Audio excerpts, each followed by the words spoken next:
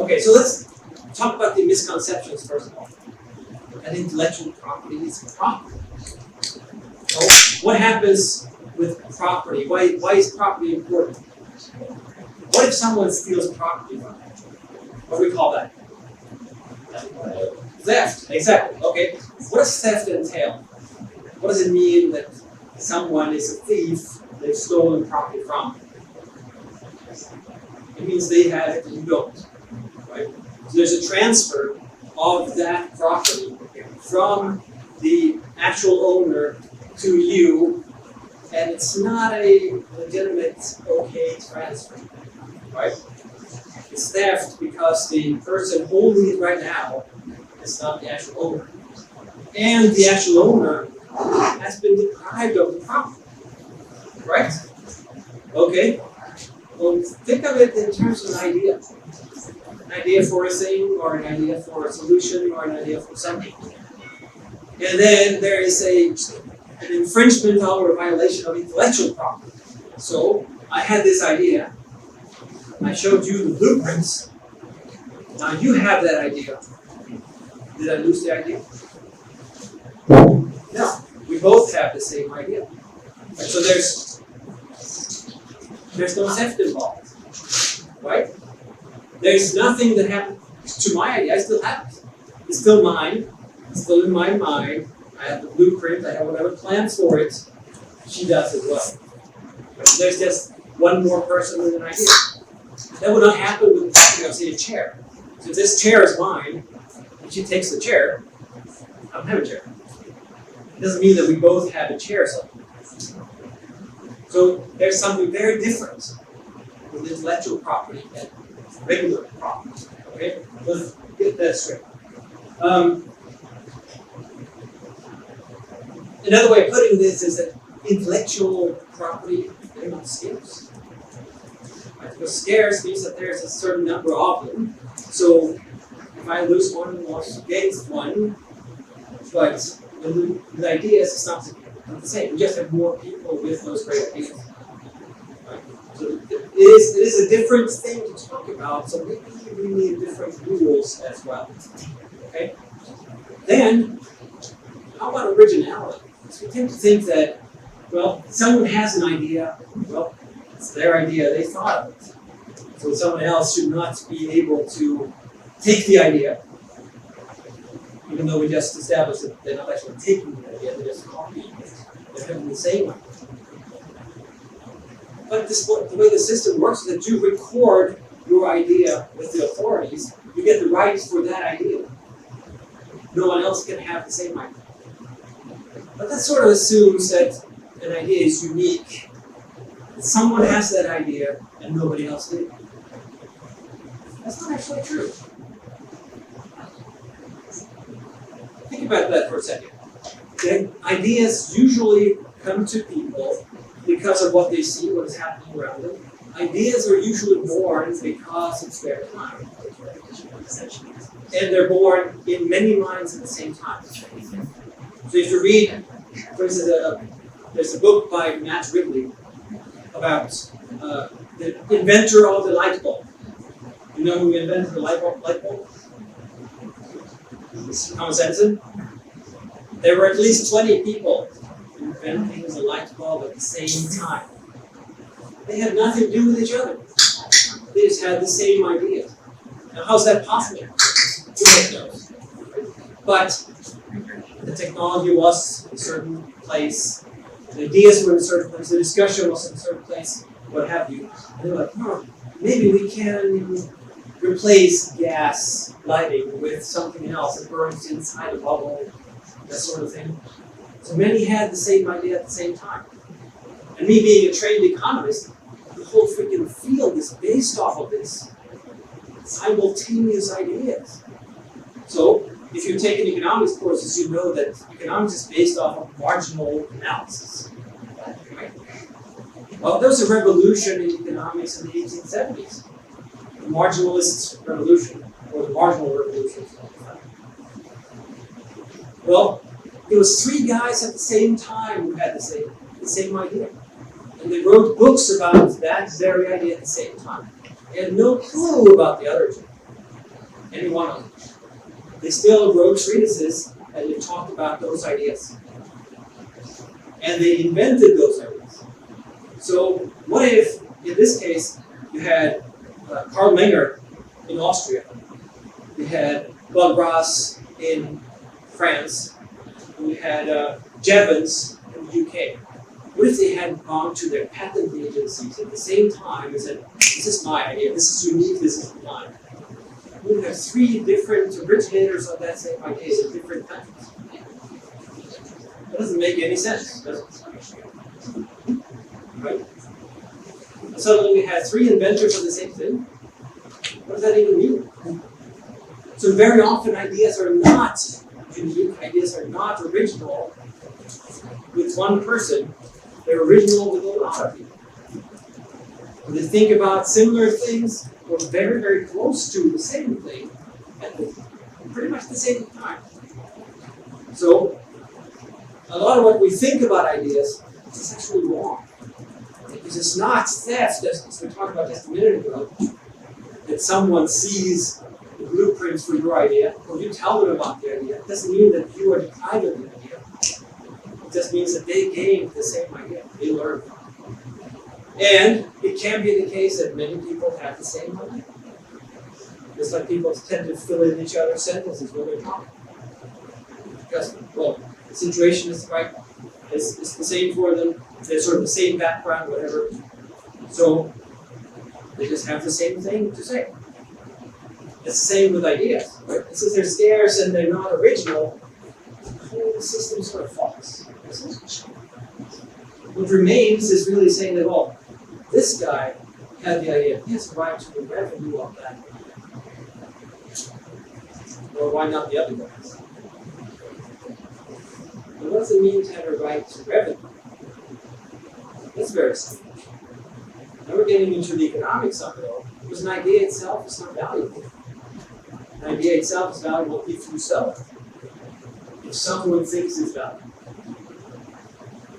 It's also different, right? It's how you implement it that makes it valuable. It's not the idea itself. It's also a little bit different. So let's look at how, before I get to the entrepreneurship bit, let's look at how this system actually works. How does patents, copyrights, trademarks, trade secrets? That's basically what we're talking about when we talk about IP, intellectual property. How does the system that protects these things actually work? What are the implications of having the system where someone can get a patent and no one else can do anything with that idea? Or they will have to pay a license fee and have to do that, the inventor. The one who happened to be at the patent office first, or the one who bribed the officer at the patent office first, depending on what country you're in. So, who is the inventor? Who has the right to what exactly?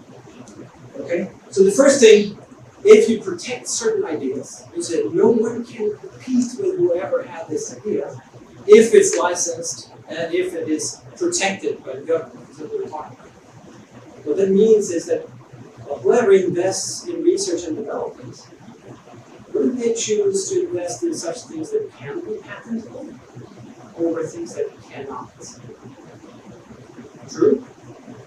Of course, you would invest more in stuff that can be protected than things that cannot.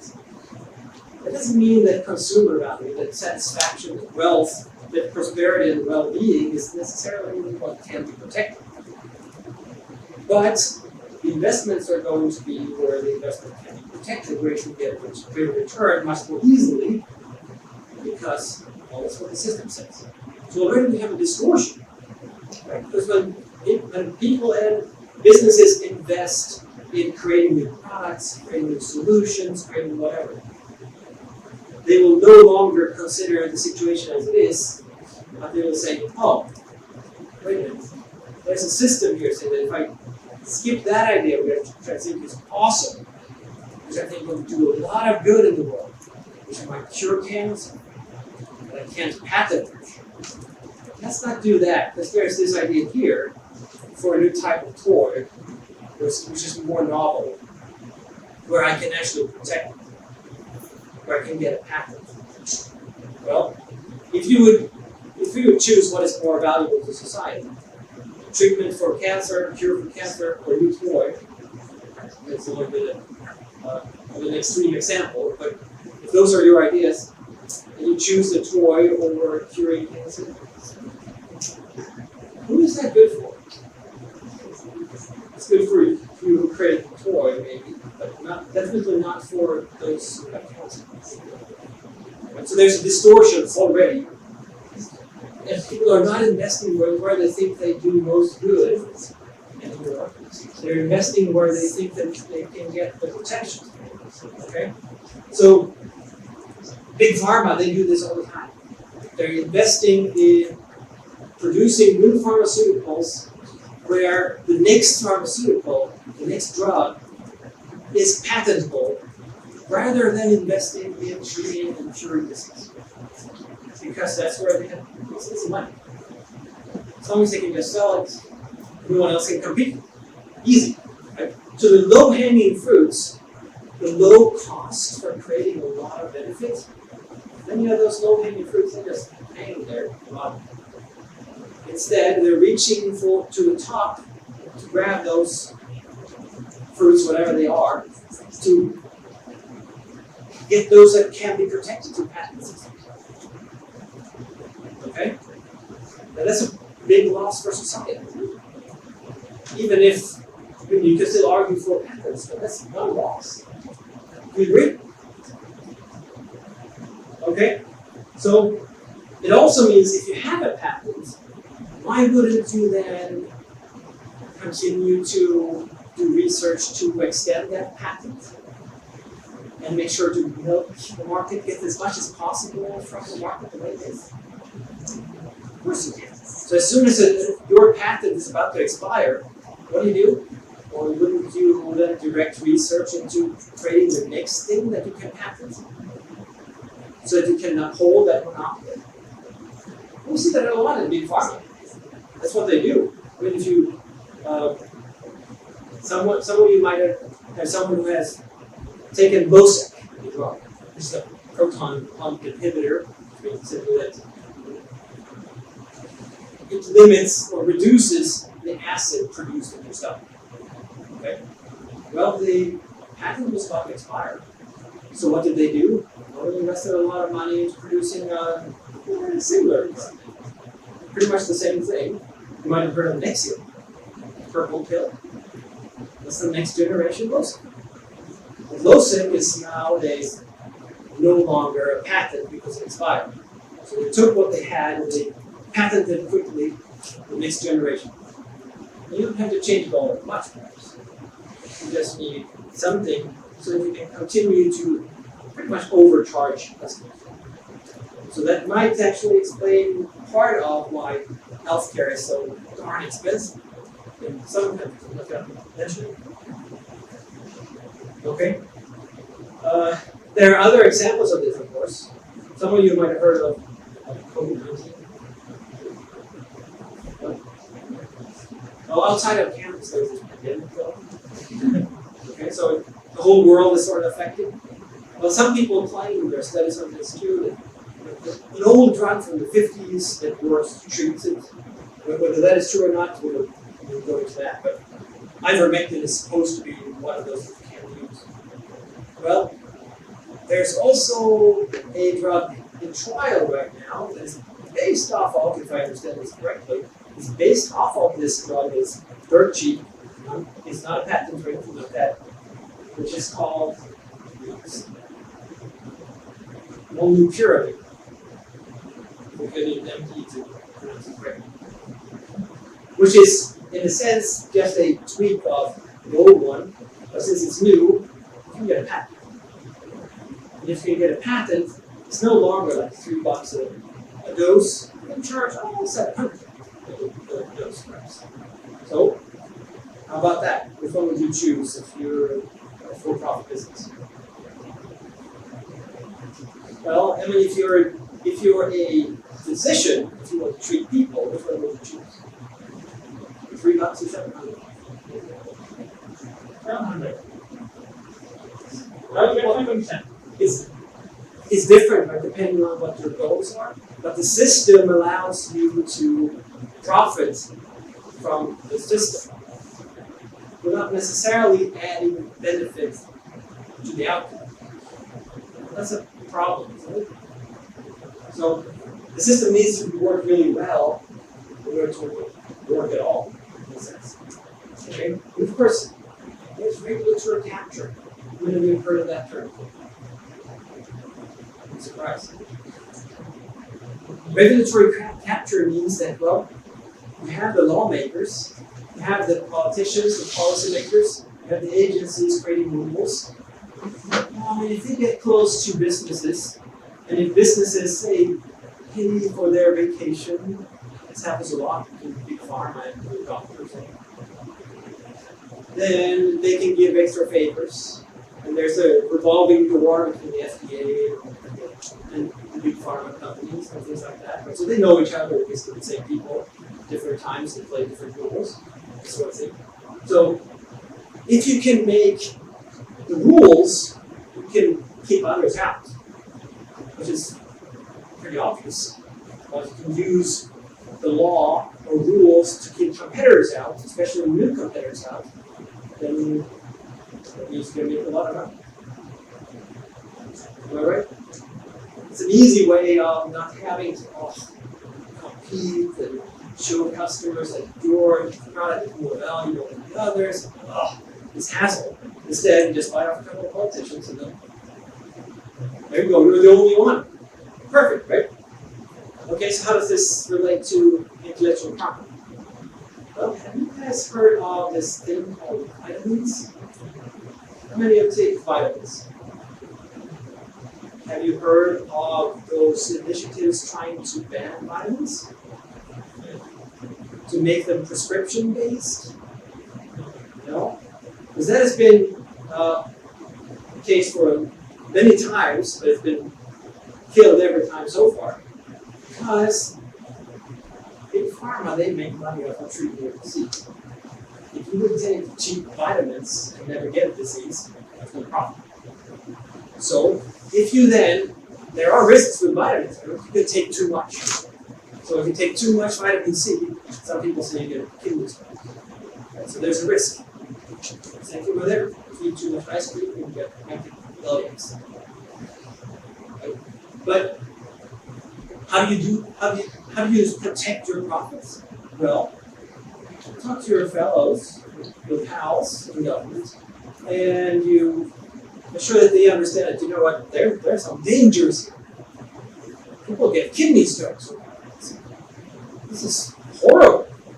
Maybe you need to make sure that a doctor prescribes vitamin C. Maybe the doctor needs to write a prescription saying you can only have 2 oranges a day. See how ridiculous this sounds?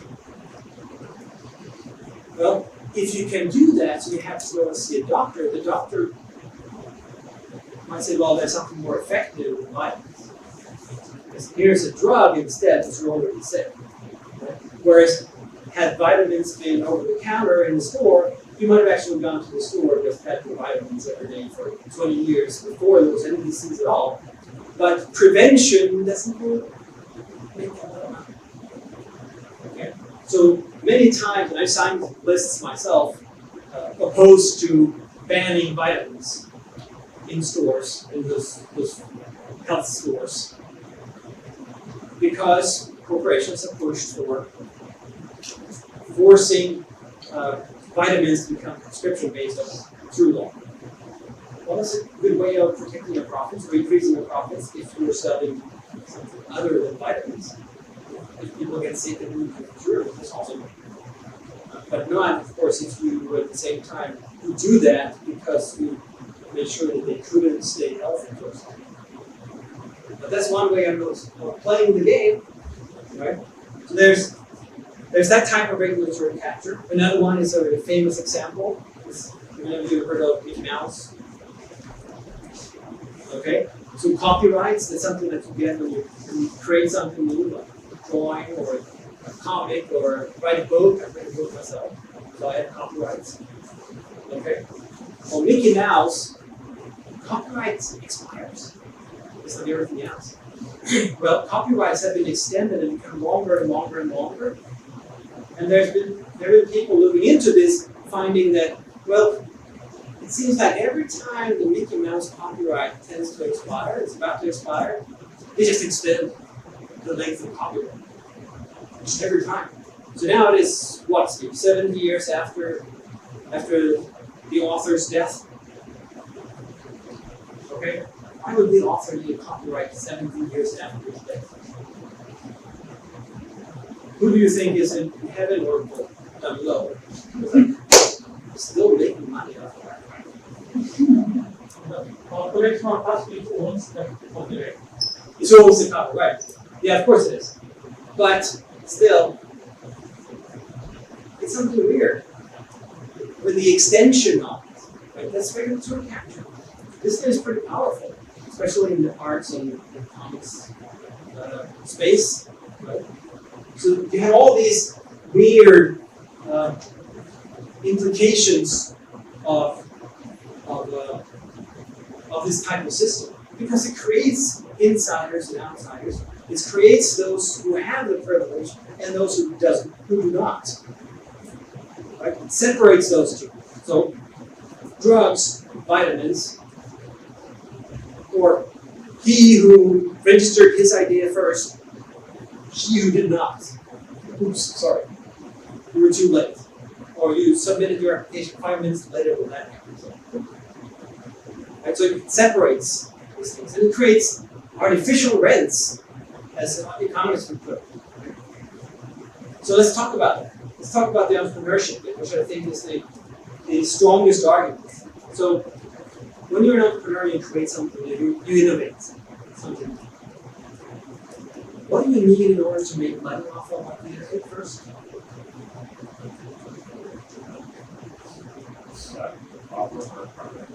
Problem or product that needs to be valued by your customer. Right? If it's not valued by anyone, it's worthless. So if I were to paint a painting, and I suck at drawing a painting on myself, you would not pay that or anything, or anything. Okay? It doesn't matter how much time I put into it and how much effort I put into making this painting, you still would not pay for it. So you just suck. Okay? But if I would paint something that's beautiful, you might actually pay for it. Okay, so the first thing is that the customer needs to value it. And it's in the customer's eyes. Not in anybody else's eyes, it's in the customer's eyes. Okay? Well, it also needs to be more valuable than similar solutions to whatever problem. Right? If you want a painting on the wall, you have my sucky painting, and you have your paintings, and they look better. Well, you really could pick them because they're better paintings. Right? Well, not if I have a patent. So if I do, that's the only painting around. You had the idea of putting paint on a canvas? It's stop me right here. My patent. So you can't do that. Okay? Well, as a customer, the value for the entrepreneur is purely in the eyes of the customer. So when you're starting a business, when you are innovating and you're trying to make money off your business, what you have to do is first you have to satisfy the customer in some way. That means you can make money off it. You have to satisfy the customer in a better way than others doing similar things. You have to satisfy the customer in a way that is better than other things the customer can do. It's not only about the exact substitutes, it's things are money for other stuff. Okay? And you have to satisfy the customer better than whatever the customer imagines will happen in the future. Right? So right now I could choose either this product or something similar. Something completely different. Well, I'll just buy something else tomorrow. Because I think tomorrow I might get a better deal. Or might get something better, just in general. But that's the situation where I'm at as an entrepreneur. Like I'm producing, and I have to compete with all these things that are in the customer's eyes, in the consumer's eyes. Okay, so what happens then if there is a patent system? Well, all all you need to do is really make sure that it's valuable to the customer. Right? Any other similar thing, I'll take report. That's not okay. So, in a sense, what I'm doing as an entrepreneur then, I don't have to really care about the competition. What I have to care about is only to satisfy the customer. That's it. And no one else is allowed to satisfy the customer in that same sense. That's a little weird though. Because what entrepreneurs do is the magic of entrepreneurship is their business model. Is how they create value for others and how they capture some of it. Well, if you can get a patent, then you just need to figure out how to create value. No one else can do anything similar and try to capture more value from it. That's not possible. Okay? So, in a sense, it's limited entrepreneurship. We've already talked about how, yeah, you would invest in things that are patentable. So there's a distortion that way, yes. There's regulatory capture, yes, that too. But entrepreneurship is no longer about creating the best value possible for customers. It's just about creating some darn value for customers, getting a patent quickly as hell, and then no one else can compete with that. Well, that process, the competition, is what creates value for consumers, isn't it? It's because I create something and someone plays off of that idea, creates something, someone else brings their specific expertise or experience to the table, creates a different version, and everybody creates a different version. We'll see what consumers like most. That's how we figure out how to use scarce resources in society. Right? That's how we create as much value as possible as part of the process of figuring out how to satisfy consumers. Entrepreneurs competing in this way constantly, all the time. An intellectual property system is it? Nope. Stop the process. If you figure out something, if you have an idea, and you're smart enough to write it down, put it on form, and get a stamp, it's yours. No one else can build off of that idea. No one else can use that idea. Nope. Illegal. You have to wait 20 years. Then, when the patent expires, then you can play. Of course, you can prepare during those years, but I guess we think 20 years is a long time. Right? So if I would say that, well, you've taken my class and you've earned a grade, but this student has patents, you would have to wait 20 years for a grade. That would suck. Big time. Wouldn't it? But still, 20 years is a long time. A lot of things can happen. And it doesn't really matter if it's 20 years or 10 years or 1 year. Still, the idea is there. Others might have had it.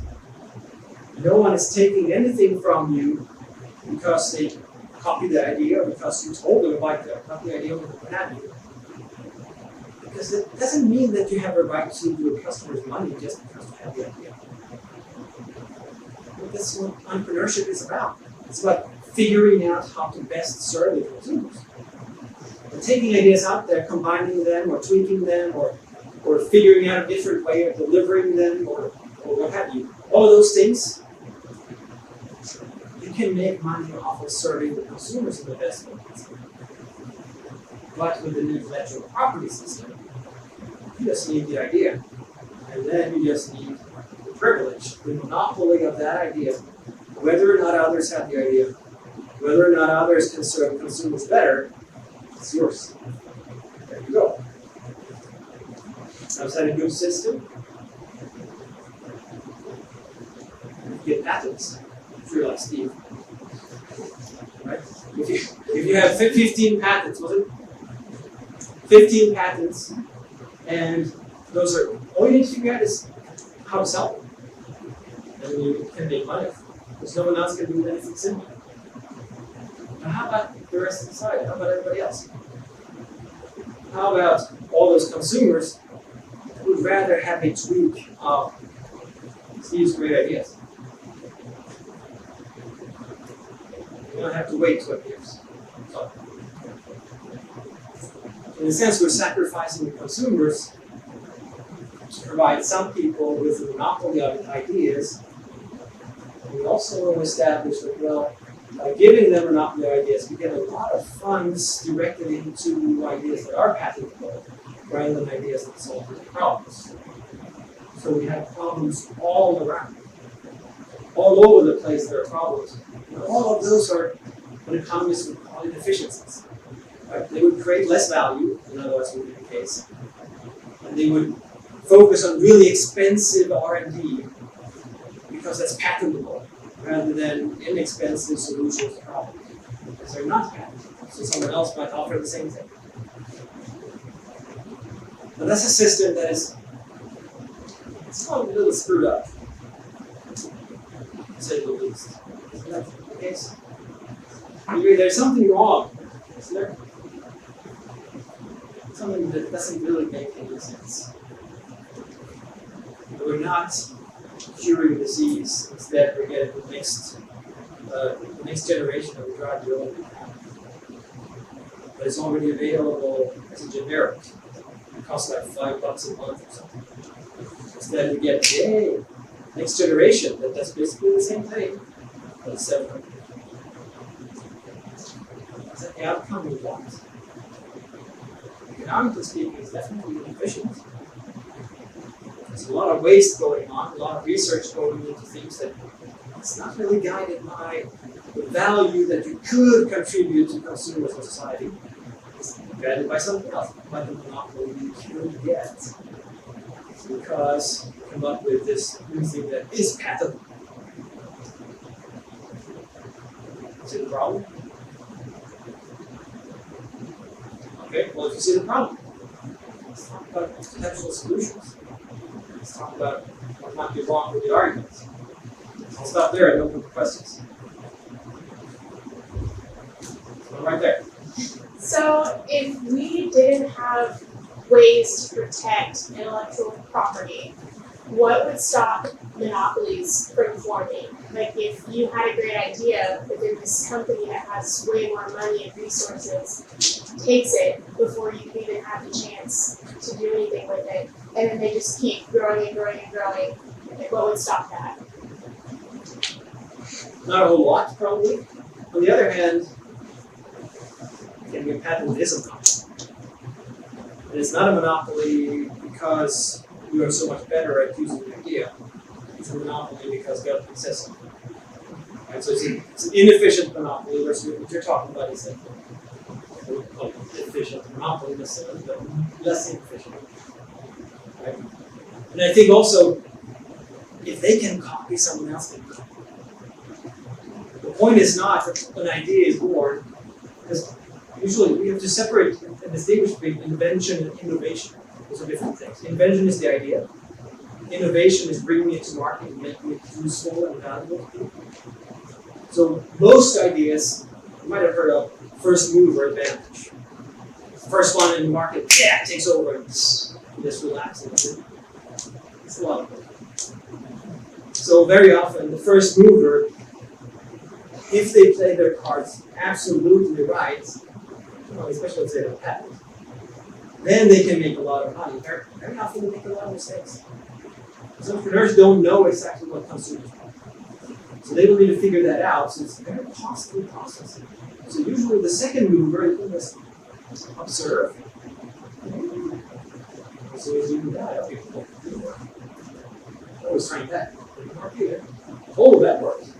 Let's just do that. Let's just skip the costs. Right? So if someone takes your idea, which still means you have it, like you just didn't do anything with it. So two people now have the idea, and they launch a product. Well, someone else might have, see the product and go, I can do better than that. Right? So I don't think it will actually lead to a monopoly. It will lead to a monopoly only if that one producer is so much better than everybody else that no one else can even do anything close to it. But that would, in that case, benefit consumers. Because if no entrepreneur can figure out a better way of doing something with that idea, consumers are better off with just one seller. Unless they happen to raise prices a lot, but then suddenly it's worth it to other entrepreneurs. And so I don't see that as a huge problem, but it's a good point. So that was also like a large one of my concerns, and I was wondering if you might have a little bit more information on this than I do. But like in the status quo with patents and all of this, so how often is it that like an individual versus an individual's patent versus like a company's resources and desire for that idea, like actually, like the patent actually protects the individual for keeping their own idea and like maintain a market? Like, am I making sense? Sorry. Yeah, I think so. So a patent is costly, it takes time. So I have many entrepreneurs that complain about the patent system because it's too costly to get involved in as a startup. Whereas say Microsoft or Apple, they already have 120 lawyers hired to do this sort of thing. So they can easily just glide through, and it's no cost basically for them because they already covered all those costs. So that's no big issue. Then another problem is that, well, if you have a patent, in order to protect it, you have to take it to court. It's not the case that if you have a patent, you can just go, there you go, potential violator of the patent, and the government takes care of it. That's not how it works. You have to take them to court, so you have to sue them. Well, if you sue a large corporation, what do you think they do? They stall, until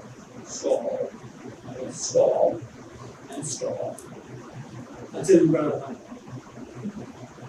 Right? So they already have the upper hand because of the system. So that's a problem. And it creates another thing which I didn't mention before, that sort of relevant to this too. That because of patents, wouldn't it make sense if you have an idea to quickly develop something, get a patent on it, and then just sell it to one of the big guys? Yeah, that's exactly what we see in the high-tech space. A lot of entrepreneurs there, they don't create a new product to compete with, say, oh, this is a great word processor. Let's compete with Microsoft Office. No, that's not what they think. They go, oh, this is a nice tweak of the word processor. Let's patent the idea and then let's sell the patent to Microsoft. Right, so the whole strategy behind starting the business and getting the patent is to sell the patent to one of the big guys.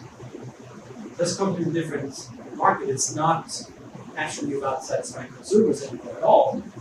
It's about just making money off of the big company, which is different. Right? It's a very strange kind of market. Anybody asks Steve? No. Go ahead. Okay, Brian first. So usually when I hear the discussion around intellectual property, it centers around patents, sometimes copyright. Very rarely does it go to trademark. Assume the system where you don't have any intellectual property. How does it work that I as a consumer will know that I am purchasing from this representative from this company if there is no universal trademark system? Good point. Okay, so trademarks and trade secrets are different in a sense, right? Well, there are common law solutions to this too. Back in the day, these trademarks and secrets were protected because it made sense to protect them. And of course, if I would go saying that, oh, look at this, I'll sell this, authored by Ryan. Well, that's fraud. But it's not, because I wrote it. Right, so there's already protection for many of these things. It's just that we don't need copyright per se for that thing. We just need to actually apply what is a just law. So fraud, I think we can all agree that fraud is not a good thing. Theft, if I steal your book and then sell it, well, that's the stealing is the crime, not necessarily that I copied it. It perhaps makes it worse, but the stealing was the real crime. I mean, there are solutions to these things. And also, I shouldn't really underestimate entrepreneurs here. finding solutions. I said, the entrepreneurs in the business of figuring out the business model where they can produce value and capture some of it for themselves. Well, of course, they will figure out some contractual means. So I can write a book, I can sell it to you with a contract saying that you have no right to lend it to anyone. You have no right to copy it, because then you have to return it. Call it a rental agreement, if you will. Or you own, say, the paper, however you want to put it. Right? Well, then we don't really need a government saying, hey, copyright, because we have a contract. And if I don't want that copyright, so here's the book. Do whatever you wish with it. So I can find solutions to all of these problems. And isn't it really the entrepreneur's problem to figure out how to protect the idea if they think the idea is so important? It's not government's problem. It's not like society should give them special favors and special privileges. It's all these problems that it creates. All the distortions, all the attempts to ban vitamins, things like that. Those are the effects of trying to protect these ideas. So it's important to think of the trade-off. Not only, oh, wouldn't it be great if, or someone thinks of an idea and that should be theirs. Yeah, well, ideas are not unique. We talked about that before. Ideas are also not scarce. And protecting someone's idea means that no one else can use similar ideas. It means they can get a lot of revenue, a lot of profits, a lot of earnings that they don't actually deserve. They wouldn't get otherwise. So they can just sit on their fat ass and license the idea. Whereas an entrepreneur producing a thing, we need to protect the thing. We need to figure out how others who cannot produce a similar thing. So suddenly we have, through the intellectual property system, we've created sort of a group of entrepreneurs who are VIPs, who get extra revenue. There's regular, there's so we have property protection, not every day, but if you think about your property a certain way, you need a patent. Yeah, okay, Steve. So the patent system is premised on a specific trade-off, which is a temporary monopoly in exchange for a full, complete, and enabling disclosure of how to make and use the invention. So the incentive within the patent system is to give me a reward for telling the world how to make and use my invention. So if I don't have that incentive, then I will try to keep my invention secret. And so the patent system, I guess my question is, how do you resolve the issue of the benefits of public disclosure of an invention versus the potential societal loss from that invention staying as a trade secret that nobody ever gets to understand or improve on? Sure. I mean, it raises the question, how long should a patent be for? Sure. Like, maybe it's different for different ideas. And what is the problem with having something secret? Well, if you're making money off of an idea, you sort of have to advertise itself. So you have to make it known, not necessarily exactly how you did it, but the solution to consumers. And the reason the idea that you had that is maybe inside the thing, the reason that idea is valuable at all is because the thing you're selling satisfies consumers. Right? So I don't see it as a problem that you're not fully disclosing exactly everything you thought of through the patent in 20 years. People can use it. But all you need is really try to figure out how to satisfy consumers.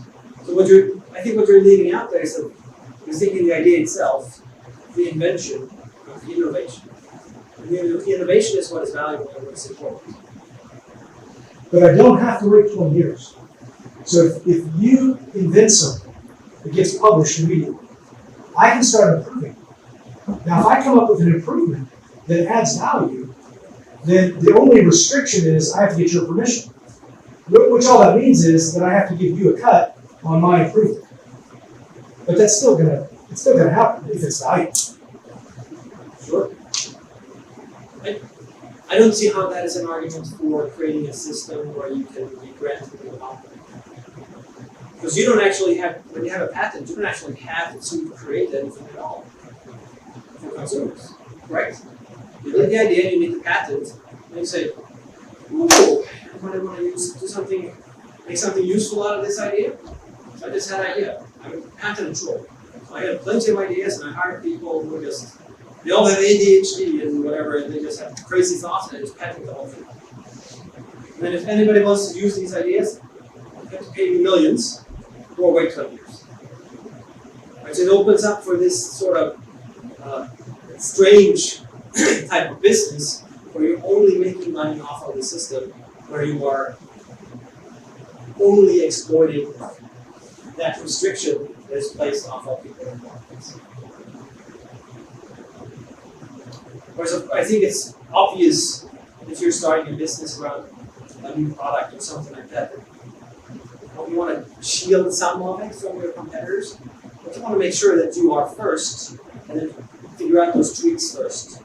And try to brand it in a certain way, and what have you, make sure that you satisfy customers in a way that others cannot.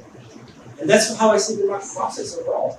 But it's supposed to be directed by consumers' actual wants, not anything else. Right? I can see the social aspect of the argument because I was in India for a long time and big pharma was always against us, they were not for us because we used to produce their drugs at a very cheap rate. So basically get generics, just give them generics and sell them on the cheap. And because of that, people's healthcare costs came down, not only in India but all across Africa and across the other countries. Which means that their overall economies could be more productive and develop much faster, right? Not because they're not being pulled back by healthcare costs. So in a way, by not fully following these ideas, laws, the economy of the world itself was able to progress much faster. So I think that's one addition to the argument. There are two types of patents. One is process patent and product patent. What are your thoughts on this? Those are the last part again. There are two kinds of patents, process-based patents and product-based patents. So after the TRIPS agreement in WTO, I think it was more on product-based patents. But do you think process-based patents are more that you just if you can manufacture something with a separate know-how, then you still have, you can still compete with the patent. I think a process-based patent will be much easier to shield anyway. So you have even less reason to give it a monopoly by government, right? Because the process is usually within your business. So it's much easier to protect that anyway. But I don't really see a reason for either one. I see the inefficiencies that they cause. And I see the regulatory capture. I see the distortions, the malinvestments in things from consumers' point, the investments in things that are patentable, but not in things that are not patentable. I think there should be a middle ground where the inventor is also protected and the innovator is also protected. So the way it is, I think they should keep a minimum fees. Like if you want to license, you don't have to take his permission. Pay 5 or 10% of your revenue, you are automatic permission. He can't demand you billions of dollars. So I think the inventor is protected by cooperating with the innovator. Because you need both in order to create a successful business. You need the idea, but you especially need the innovation. So inventors should cooperate with and partner with innovators who can actually make it a reality and create a product that you can make money off. I mean, that's the best protection. we do that, then that would be better because most of the ideas are patented, but they never come as a partner. Because they think that somebody will pay them. Right, and that's the whole business idea of patent troll. They patent whatever they can, and then they just go after it. And they sue people left and right. It's basically what Apple does, but Apple actually produces too. And they- Sorry, it just almost seems like you're ignoring that, like, the United States in the past 200 years has been, like, the capital of innovation and invention. Like, is that not due to our patent laws? What is it? I mean, it's a good question. I mean, like, if you compare us to any other country, our intellectual rights or whatever are the strongest. But there have been ideas, and good ideas, and revolutionary ideas. If you have a good idea, where do you go in the world? What country? Where you know you'll be protected? Well, now I would go into the country where the biggest market is, where I can get a patent. Would you feel safe bringing your technology to China if you didn't have a patent here?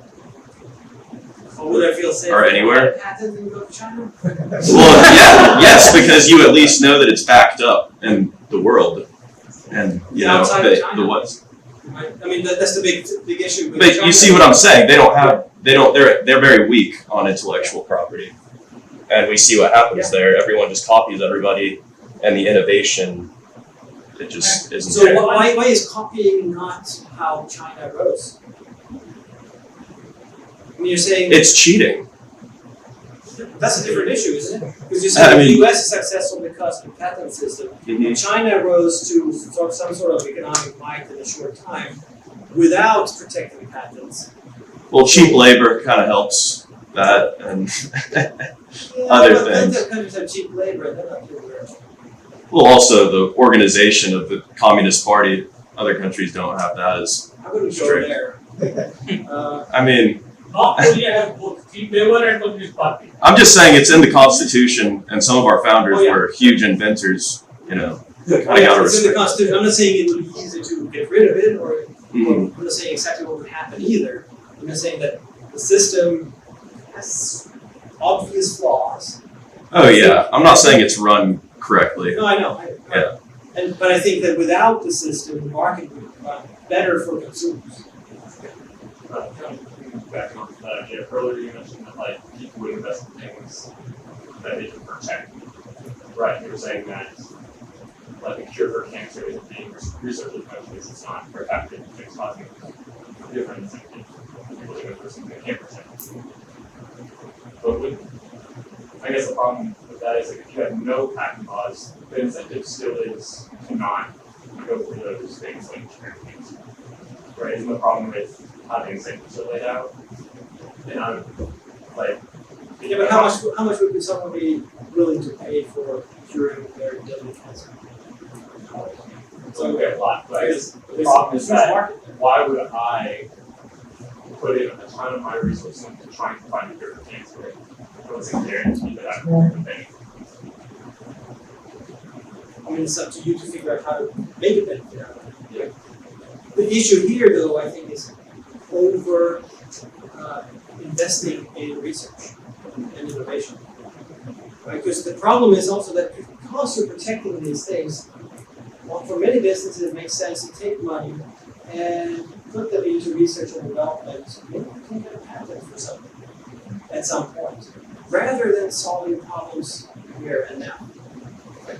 And consumers, ultimately, I think, are the arbiters of what is valuable and what's not. But with the system, you're skewing it into solving other problems in the future that probably cost way too much compared to these other problems that we're solving. Right?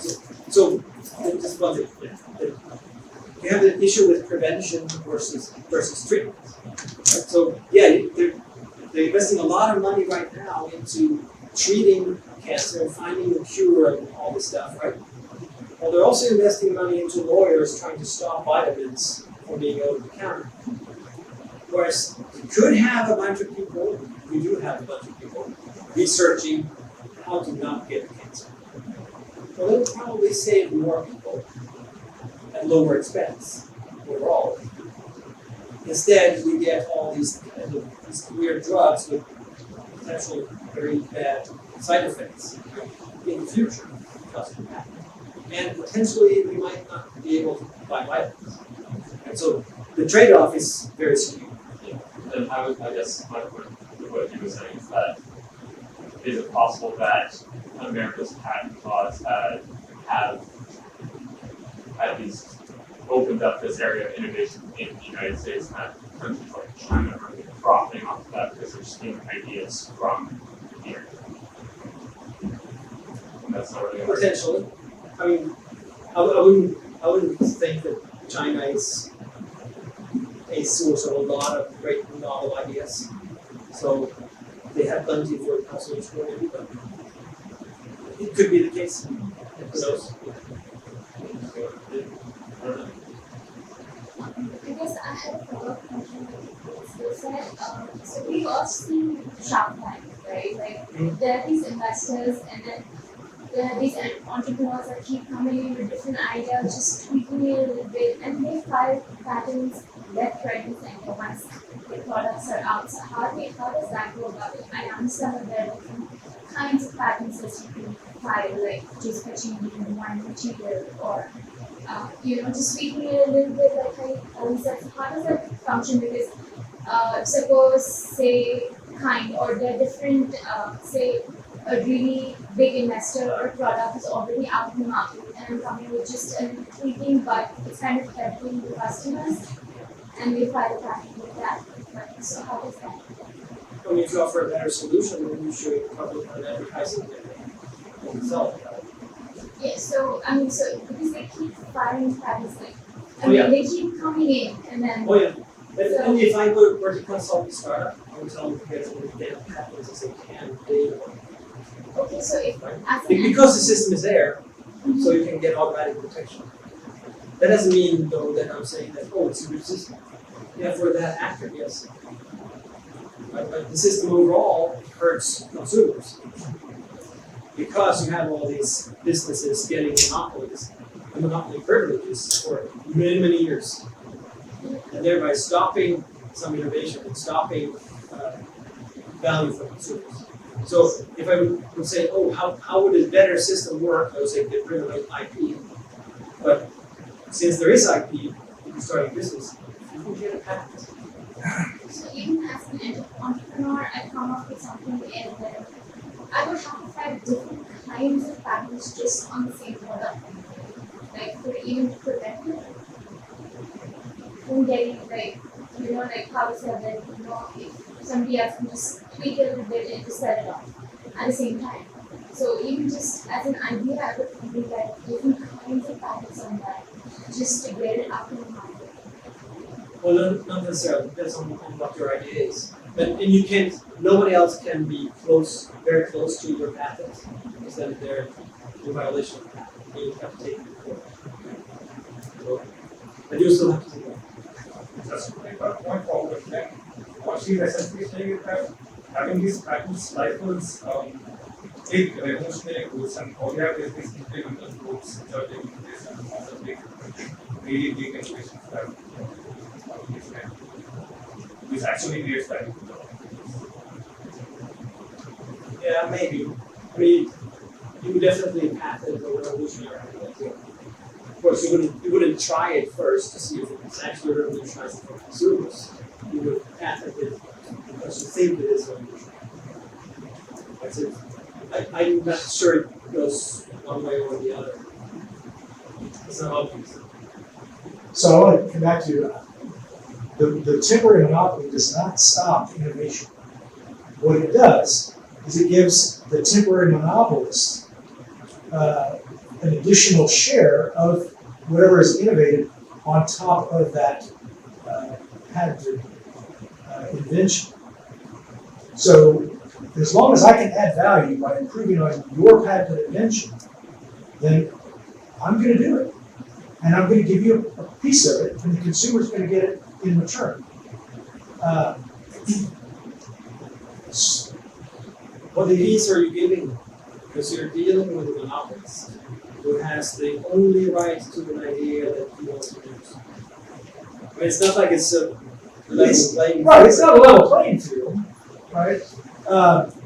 But if you have to do nothing, but if you can command 90% of the value added from my invention for the term of your patent, then there's value for you, there's value for me, there's value for the consumer. And not for the other people who have the same idea at the same time. The other issue I wanted to come back to is, so you've identified that investors are going to go where they can protect, where they can get protection. Well, if it's not through the patent system, then it's going to be through trade secrets. So what you'll see is a lot more R&D spent on developing those things that are more easy to protect via trade secrets. And those things, the consumers will get the benefit of the product, but society will not get the benefit of other people understanding and innovating on that particular process because it's secret. Or you will get a lot of activity in ideas where you can quickly take them to market and satisfy consumers. There's nothing stopping that. There's nothing stopping that today. Well, there is, because you have patent trolls and others, and they're basically making a minefield for anyone who wants to try something. So, question for pro-life news side. Sure. So say you do have a trade secret, and there's people are buying it, it's a good product.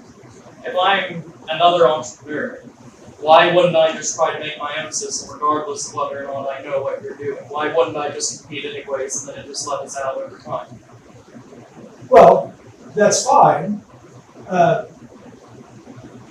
From pharmaceuticals, for example, since that's what you brought up, right? So there's a lot of process steps that go into making a drug that functions a specific way.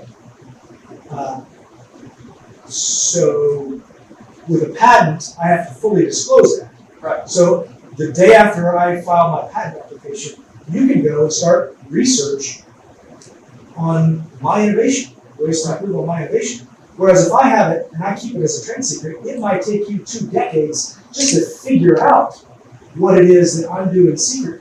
Also still be a rule. You have decoded it in 1 day, 1 week, 1 month, 1 year. That's what is generic drugs prices have gone down. Because they are known as reverse engineering. That's what China was also doing. China is also taking your product and reverse engineering. We are not going to tell them. Well, and that the conversation that Dr. Bottom and I had over dinner was, so my solution is that the length of term of a patent ought to be directly related to the difficulty that it would be to reverse engineer it. But then if you keep extending the patent as well, like the length of time. But you can't extend the length of an existing patent. It has a determining expiration. I mean, there's problems with making that determination, how hard something is to reverse engineer. But that's kind of my solution to the current system. It's the fight is always between they have and have not. Persons who have patents, they say it is good. The person who don't have it say it's bad. So it's like that. It's not America or India or China or you or me. He has 15 patents. If they are useful, I say this is bad. If it is not useful, it's okay, you can have. So you've been waiting for a while. So wait, I have to say though, if I applied my process to what's probably my most valuable invention, it would not be patented. Because it's too easy to reverse engineer. So my solution would nullify the value of my own patent. You can patent and also make it free. The way I think for the insulin, the doctors from the Canada, they had made it free to the world.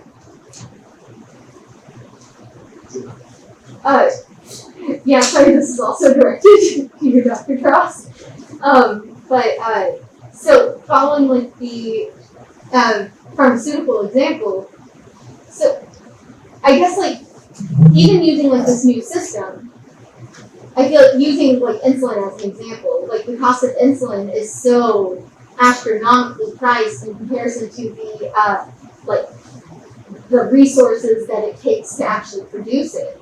So even if like it's only for a certain amount of time, like what do we do about the costs and the people who are, suffering, the consumers that are suffering for that amount of Yeah, time? there's not a patent on insulin. And my understanding is the reason that pharmaceutical companies are getting away with charging such high prices for insulin-related products is because of FDA hoops that competitors have to go through. It's not actually a patent issue. That's a separate regulatory issue. At least that's my understanding. If I may, one more pro IP side. So it's my understanding that the whole basis of intellectual property is the premise that ideas can be owned.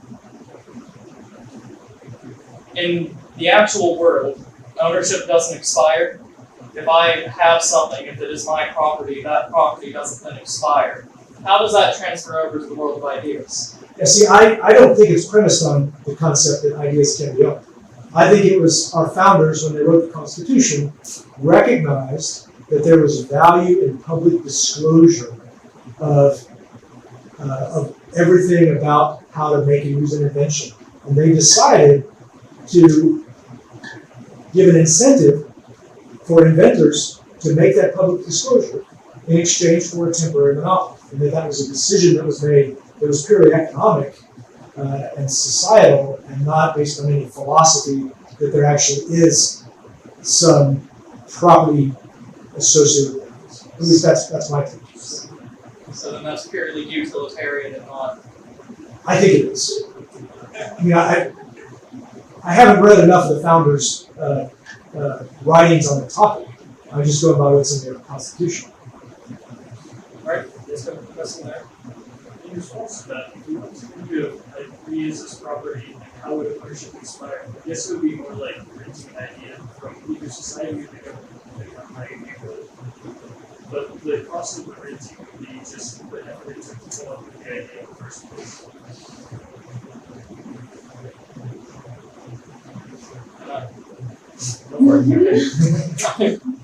So, that then assumes, though, that society or the government can own something to lease to me.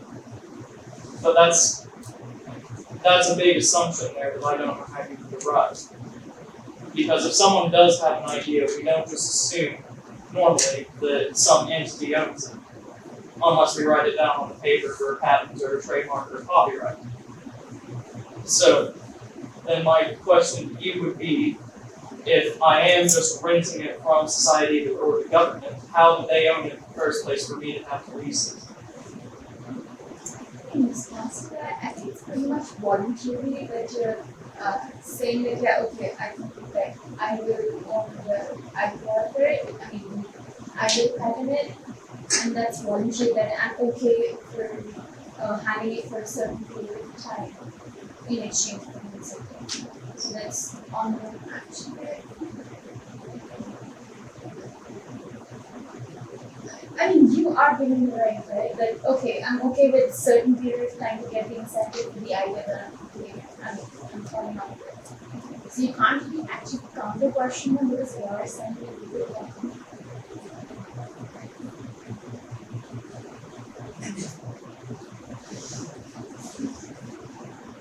Okay, Dr. Bottom, do you have any closing comments or arguments? Give you the last word. I would expect there to be a patent for AC, because it's damn hot in here, so you get something that doesn't work. Well, that's.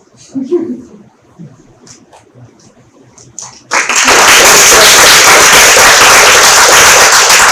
so let me close up here. For those of you who are in my class, I actually get the last word.